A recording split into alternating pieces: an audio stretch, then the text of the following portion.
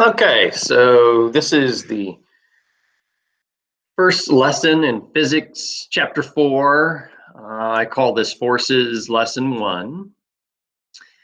And we start with our friend Dusty the camel, who notices that if something's not moving, Dusty can move it. And if something is moving, he can stop it. And even he can change how things move.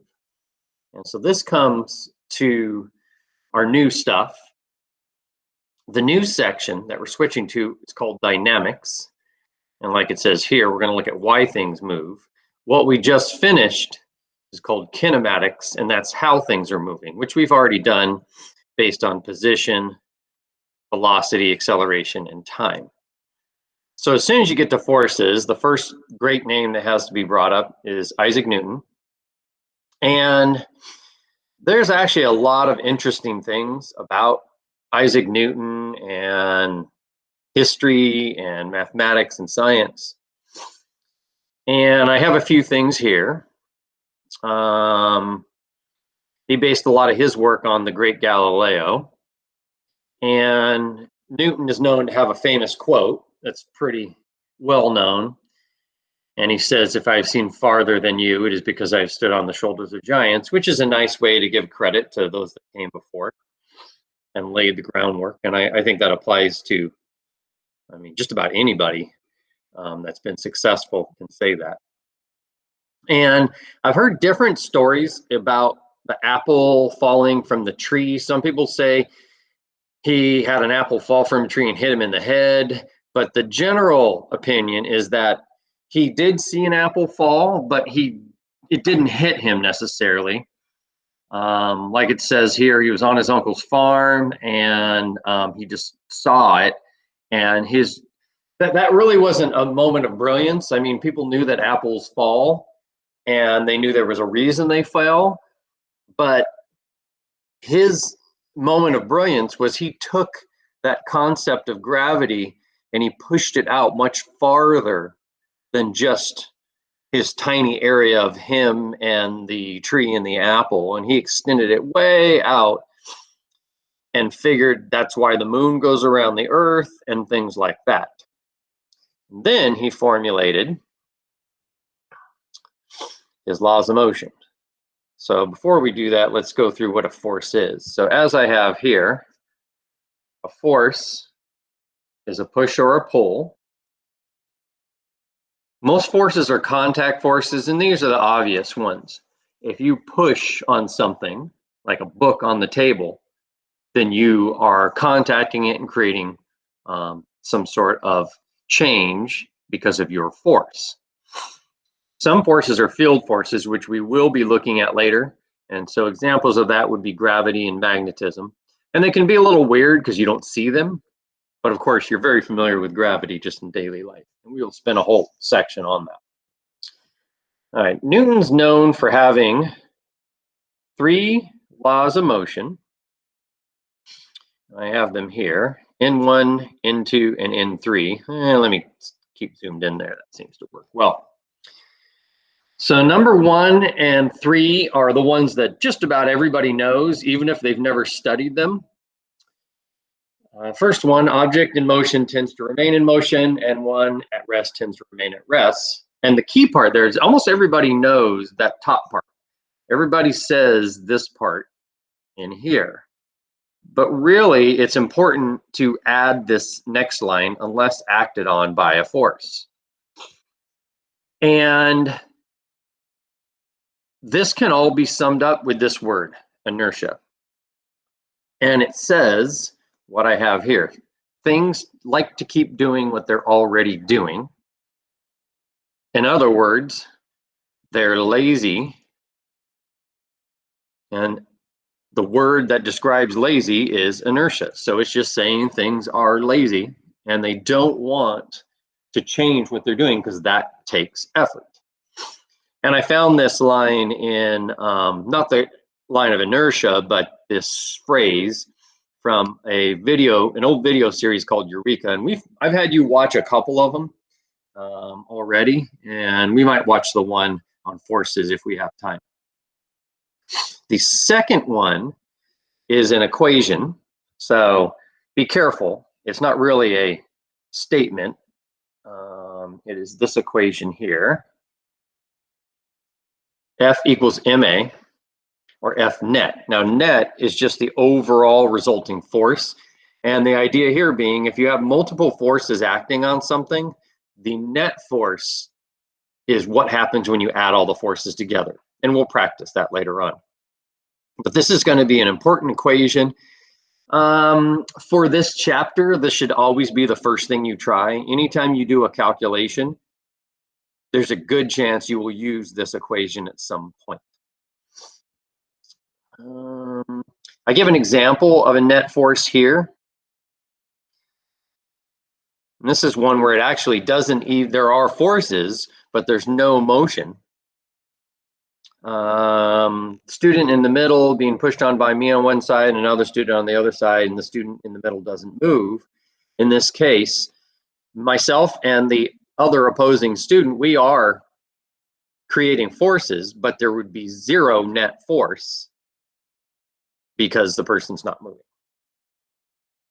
All right, number 3 is the famous, for every action, there's an equal and opposite reaction. In other words, forces come in pairs. And this one leads to some weird phenomena. I mentioned here, if you're leaning on a wall, the wall must be pushing back on you, otherwise you'd fall through the wall. And so I give this example. Let's say, imagine you're on roller skates and then you lean on a wall. Of course, your feet get pushed backwards away from the wall, and that shows that the wall is exerting a force. Seems a little weird, but that is the case. This is also how rockets work. The idea is, as the hot gases exit the bottom of the rocket, they create an equal and opposite force pushing the rocket forward.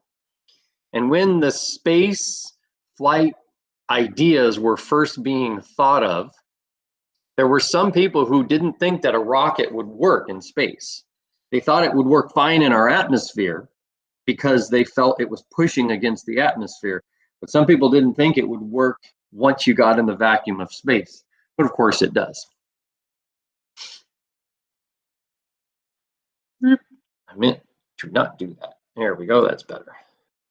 All right, so here are some forces. Of course, gravity, which we will call Fg.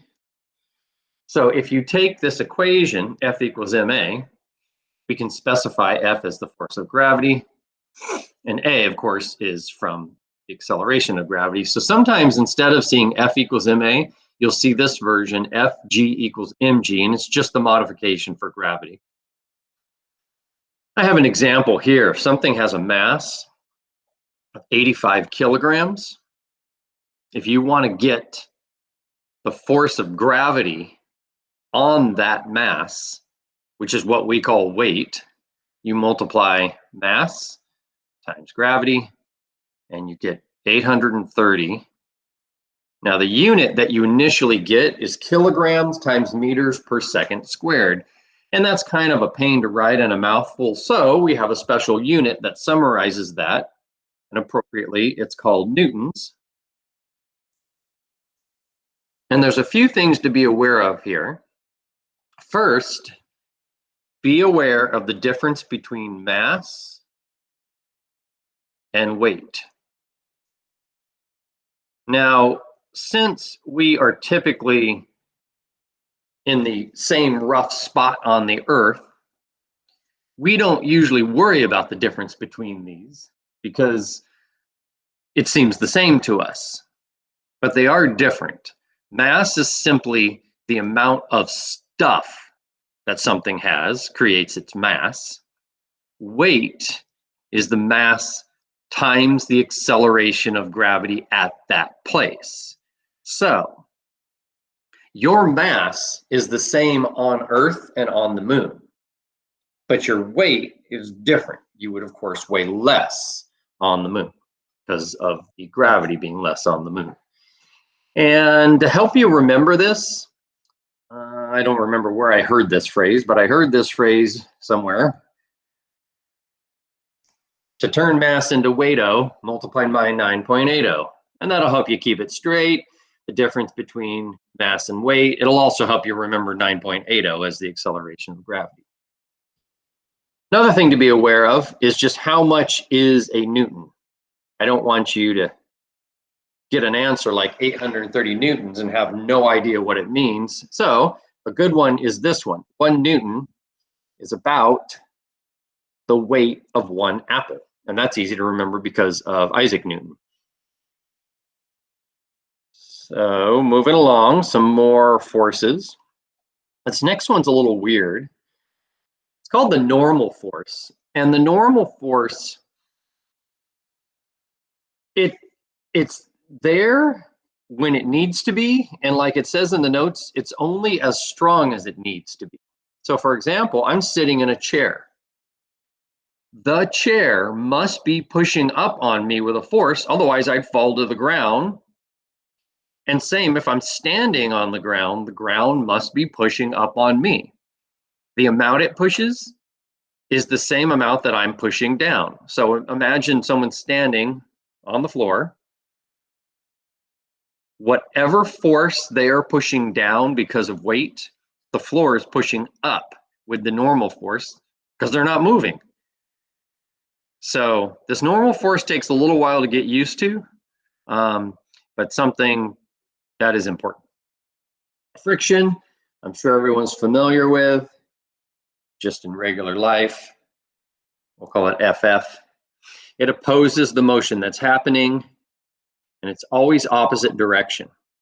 And so we have another equation to be aware of right here. The force of friction is the normal force times that thing called the coefficient of friction.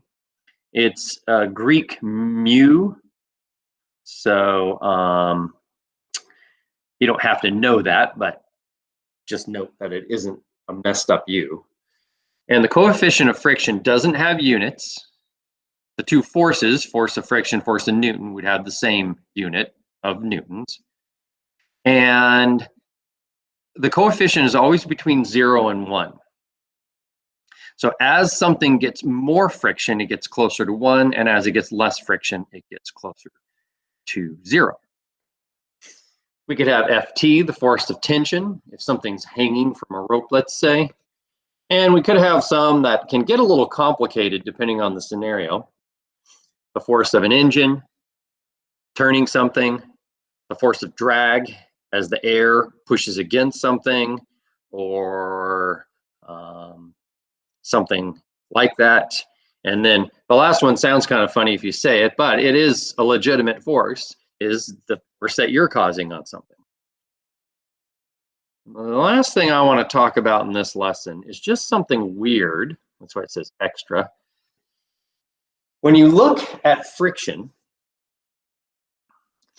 there are two types I want to talk about, static and kinetic. So static is the friction as something's not moving. So take a textbook, and a book right about the size of our physics book is a good one to use, or any book that's about that size. If you try to slide it across the table and you barely push, the book doesn't move. That's because there is a static friction. There's friction between the table and the book that's keeping it in place. If you push hard enough, eventually the book starts moving, and now you will be fighting kinetic friction, so as you're moving. And there's a weird thing that happens. If you were to graph it, it would look roughly like this. So here's the force of friction on the y-axis, and then here's the force that we're applying to the book. And what you'll notice is if you start by pushing on the book very lightly, it's not moving, push a little harder, it's not moving, and eventually it will move, start to move. But what I want you to notice is this spot right here. You will actually have to push a little bit harder to get it moving and break that static friction than you will once it is moving. Once the book is in motion, you don't have to push the maximum. And it's an odd sensation if you pay attention to it. And I recommend you try it so you can experience it for yourself. And like I said, a book right about the size of our physics book or any generic textbook should work. And that should do it for forces number 1.